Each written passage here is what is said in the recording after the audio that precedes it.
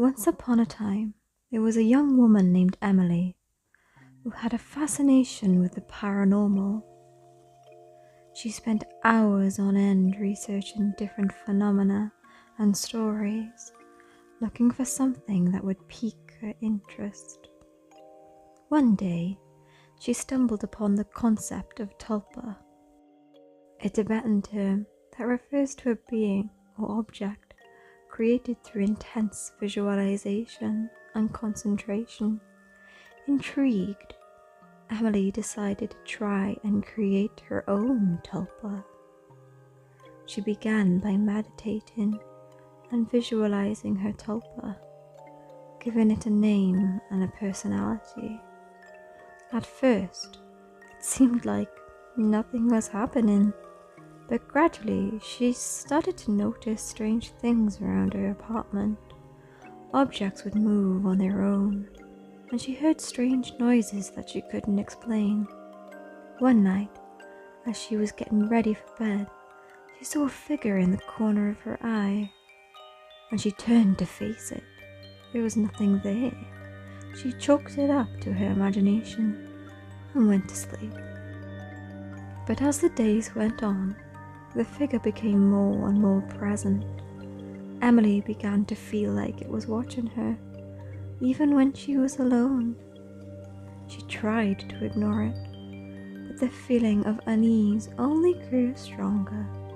One day, she came home from work to find her apartment in disarray. Furniture was overturned, and there were strange symbols drawn on the wall. She knew then that her tulpa had become something sinister. Terrified, Emily tried to dispel the tulpa, but it was too late. It had taken on a life of its own, and it wouldn't be stopped.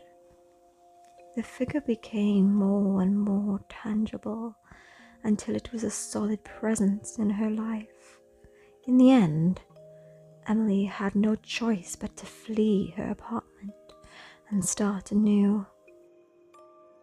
But even now, she can feel the eyes of her tulpa on her, watching and waiting for its next move. A constant reminder of the dangers of playing with the paranormal.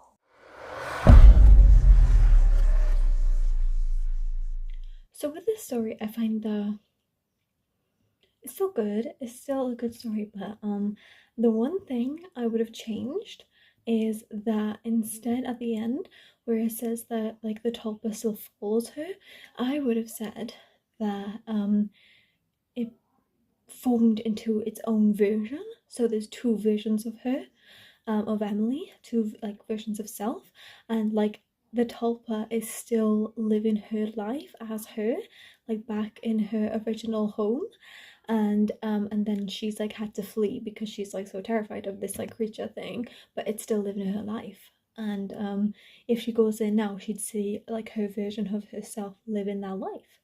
I think that would have been a very creepy aspect to it. So with my little writer brain that I have, well, I like written stories is what I mean. That's what I would have said.